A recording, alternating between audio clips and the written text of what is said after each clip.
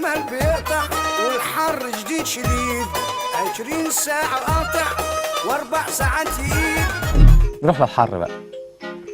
طبعا الجو جميل الأيام اللي فاتت.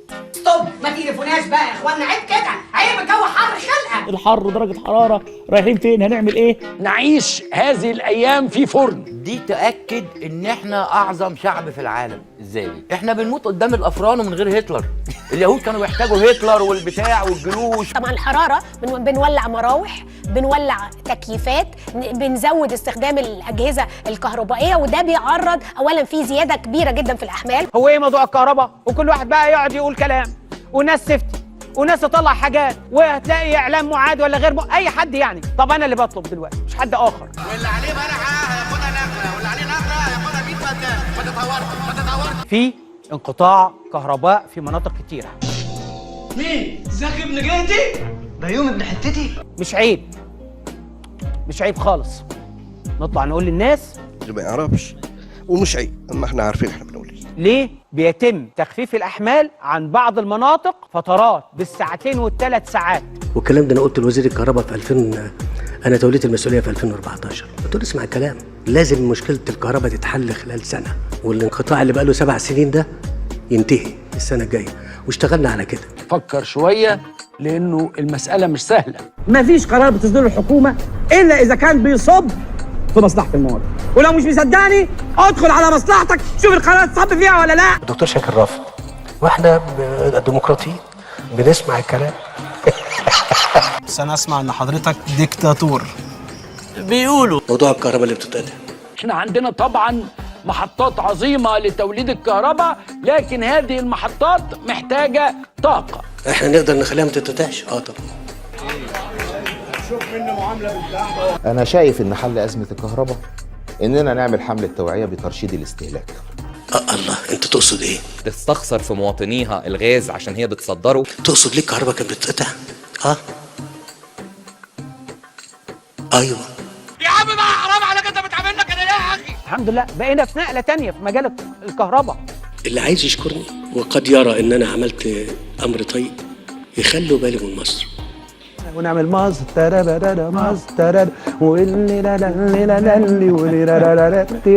يعني رغم انه بتقطع الساعتين دول بس خلاص هو مقطوعه ساعتين. مالها الدوله يا استاذ بهجت؟ ما احنا عايشين فيها والحمد لله كويسين. طب كويس يا حبيبي، ربنا يبارك لك فيها. اي خدمه تانية؟ ارجوكم بلاش طريقه النقله اللي اتعملت في كل المجالات. انا بتكلم على الكهرباء، حتى بتكلم على الكهرباء. البلد اتغيرت قوي، كل الحاجات اتغيرت بقى، في المحور والدائري في حاجات نجيب منين؟ فطارق بيبيع الغاز بنسيبه يبيع عشان يجيب ايه؟ 300 مليون دولار؟ 300 تقريبا يا فتحي. اللي له قرش ايه؟ ما بينامش. صح، ما بالك بقى باللي عليه. يعني الفرق ده كام؟ شويه الكهرباء اللي بيتقطعوا دول بكام؟ 300 مليون دولار. وشوف انت بقى الدولار بكام دلوقتي؟ في نقله، في نقله.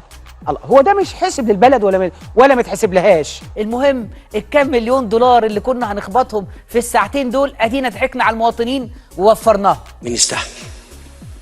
احنا. ايوه احنا. انا بقول لكم الكلام ده لان انا واضح قوي.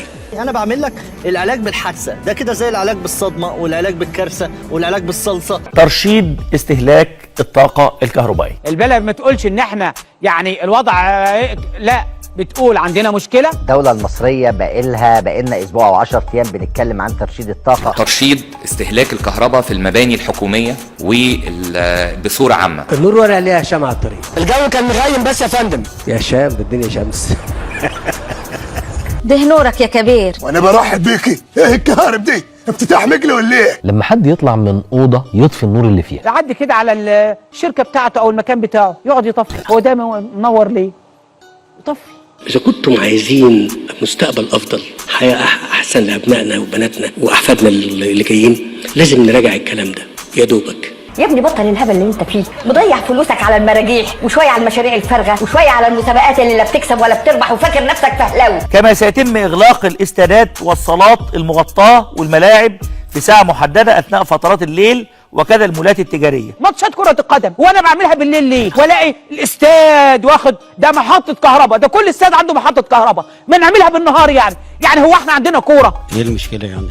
انا مش عارف يعني ايه الوضع ايه يعني؟ امشي يعني. اذا كان ربنا كرمك بتكييف، لما تخلص المكان اللي انت قاعد فيه ومشغل التكييف، اطفي التكييف. ابو تقل دم امك ما تحبوش الواد ده خليل. والمباني اللي بتشتغل بالتكييف المركزي على درجه حراره بنظبطه على 25 درجه، مش اقل من كده، عشان نقلل من استخدام الطاقه الكهربائيه. بوجه ندائي لكل المصريين وخاصة المرأة المصرية، بقول لها من فضلك ان هي تستطيع تقلل كتير من الانفاق اللي احنا بنعمله، من اول الكهرباء والميه لغايه حاجات كتير جدا بيتم استهلاكها. جرايه مصالح ايه المصالح دي؟ هو انت الخدامه اللي بتنظف لكم البيت؟ اذا حضرتك من الناس اللي بتستخدم كل انوار البيت، اظن ملهاش لازمه. وسايبين البيت كله والع، سلالم والعه، جناين والعه، مش عارف اوض والع، كله منور، كله منور، تلفزيونات منوره، شواحن محطوطه، ما كل ده بيستخدم كهرباء. ما تهلفطش بالكلام. انت كنت ماشي ازاي؟ انا من وانا صغير امي ربنا يديها الصحه معلماني انه اطلع من الاوضه اطفي النور. انا بعمل كده. امال ايه؟ مش انا مسؤول امام الله سبحانه وتعالى؟ مش المهم الوفره اللي في جيبي، المهم الانفاق المناسب المتوازن. الا قول لي، هو ابوك لسه حرامي بياكل مال الغلابه ياض؟ جاي النهارده الاقي شوارع منور لي شوارع بالنهار، ليه؟ خير ان شاء الله، درجه الحراره 40 خير. ان انا ساعات امشي كتير الاقي الانوار دي والعه كده بالنهار. فين الدكتور شاكر؟ دكتور شاكر اللي انتوا شايفينه لطيف ده وبيبقى بسيط، ده معذبنا. والله كده. فين الدكتور شاكر؟ ويقعد الدكتور شاكر يغلبنا ويقول لك انا مش هعمل لما تديني الفلوس. لا اسمع ما اقول لك، مش حد يتدخل في شغلي، انا مش لاقي شغل صحيح بس عندي كرامه. احنا خلال 2.5 سنين تقريبا ضاعفنا انتاجنا من الكهرباء، وبقى عندنا فائض 20% من الكهرباء ديت. ده احنا عندنا كهرباء زياده نقدر ندي للدول الجوار. الموضوع احنا عندنا الحمد لله كهرباء، الحمد لله فائض من الكهرباء. يبقى خلاص دخلنا العالميه. الله عليك يا بلد، الله عليك. مع الوضع في الاعتبار ان تكلفه انتاج الطاقه بتاعت الكهرباء زادت نتيجه برضو ايه؟ ما هو النهارده الغاز اللي كان بيستخدم في الانتاج الكهرباء ثمنه 4 مرات. انا هاخده معايا عشان يتورط معانا توريطه ما يعرفش يخلع مننا تاني ابدا. سيب لي انا بقى الطلعه دي. سواء كان بترول او غاز، احنا تقريبا ما بقاش عندنا في قطاع الغاز مشكله، لا في الاكتفاء الذاتي ولا في التصنيع او للصناعه او للتصدير مع الاخرين. فحد يقول لي طب ما انت عارف اهو، طب غاليه ليه؟ فيقولوا ايه؟ الكهرباء غاليه علينا يا دكتور مصطفى، الكهرباء غاليه ايه علينا يا دكتور شاكر؟ صحيح ممكن تكون هي غاليه مش عشان احنا عايزين نغليها عليكم. سيبنا افرح اسبوعين حتى. اسيبك ايه؟ يعني عايز تسيبنا في ازمه كبيره زي دي وتخلع؟ مش معناها ان انا هخفف احمال عندك زي ما كان ايام مرسي، كهرباء تقطع 13 و20 ساعه، لا ده مش ده احنا عندنا الحمد لله فائض من الكهرباء. الاكل في الثلاجات والمستشفيات بتقول حضانات الاطفال الولاد في خطوره على حياتهم. دي دوله؟ لا طبعا. لكن النهارده احنا ما بنتكلمش كده خالص. بس احنا بنوفر في الغاز. يا جرايه كلاوي، احنا عمرنا سالنا الاسئله دي؟ استغفر الله العظيم. اللي احنا بنطلبه من اصدقائنا في اوروبا ان هم يعاونونا في هذا الامر، وايضا مع مؤسسات التمويل الدوليه زي صندوق النقد الدولي او البنك الدولي. انا كنت محتاج افتح حساب بس الموضوع بسيط، وهو عامل لنا بوليك على اقدر اقول لك ان كل الغاز اللي ممكن يطلع في الشرق المتوسط ممكن تصديره من مصر الى اوروبا بالامكانيات اللي متاحه بالفعل عندنا، واحنا مستعدين نعمل ده. يا جماعه مساء الخير، انا مستعد وقادر ان انا اسهل امور الغاز لاوروبا. مصر منوره بيكم.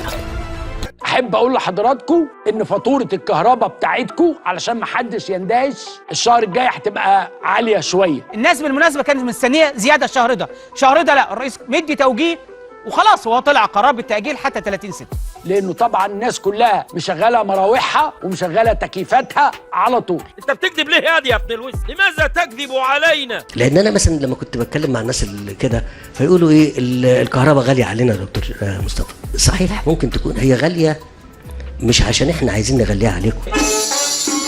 الف مرحبا. والدكتور شاكر لما جينا نقول له نحط على الفاتوره بتاعتك حاجه للمخلفات، يقول لك لو سمحت ما تحطش كفايه الفاتوره كبيره، ولو سمحت ما تقربوش مني بقى. راسك لفوق، برنس، ايدك قدام.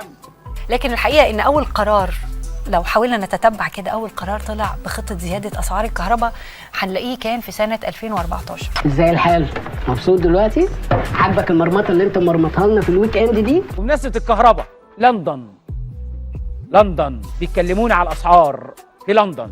صحيح بجد يا احمد؟ الكلام ده المنسوب لاشرف السعد. قال لي كنت بتخانق مع بتوع الكهرباء. بقول له ليه بتتخانق معاهم؟ ورطت نفسي. ومش مصدق بقى الدوله بتستعين بيا بقى، الدوله بقى فخلاص. طالما انا في العمليه يبقى خلاص. ما هي خلاص فعلا.